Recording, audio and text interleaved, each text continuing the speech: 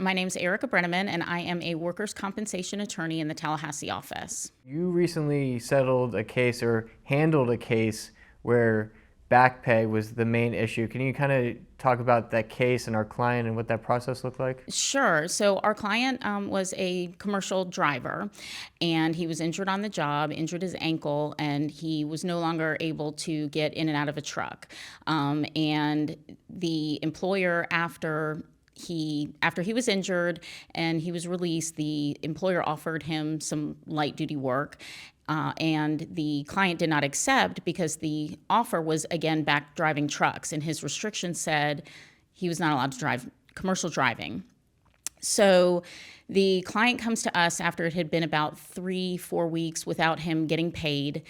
He was at home with his wife, not having any income.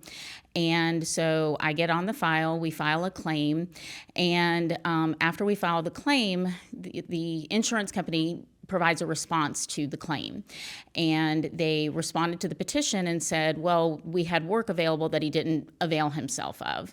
And so I tell the client, go ahead and contact your employer and say, I want whatever job offer that there was, I'm available to work. And crickets. And so he goes to the doctor again, and he's given the same restrictions. And I tell the client, go ahead, write to them again, put it in writing, because he was doing a lot of this by phone. And I said, let's stop the phone contact. Let's go ahead and put this in writing. And again, he's not getting paid. And of course, he's stressed. He's constantly calling he's got bills, which I understand. And trying to explain to him the process. I felt good about our position, but of course I can't write the check. And so we finally go to mediation, and at mediation I hand over all of the emails and the text messages where he contacted the employer. Still nothing, but of course then the defense attorney's interest was piqued. And lo and behold, we were about 3 weeks away from final hearing, and last week we had an offer to resolve the benefits and, got the client $28,000. His case is still open because that was just resolving the past due benefits, but, made a difference in his life, which is why I do what I do. Yeah, and I can only imagine what was going through our client's head, bills piling up, weeks off of work, and just not getting that response from their employer to get back to work and do what he does. How do you put your client at ease when they're going through something like that? I mean, you really just need to talk to them and tell them, we're here. I promise you I am doing what I can do, and I feel strong about your case. But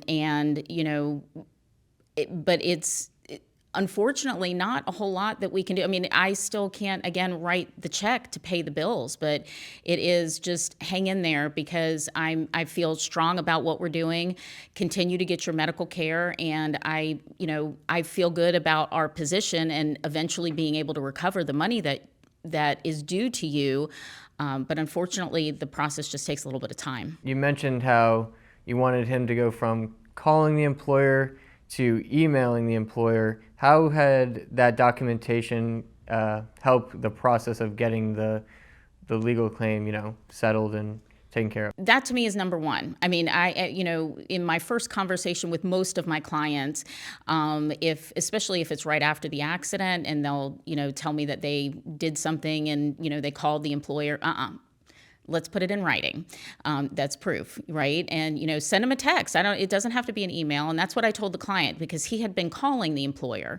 And so I said, no, let's go ahead and put this in writing because your phone calls, we can't prove what exactly you said. When it's in writing, it's undeniable, and that made all the difference. I needed his help. I needed his assistance in order to be able to do what I do, and fortunately, he did exactly what I asked him to do, and it was great. He not only sent the email, but he also sent text messages.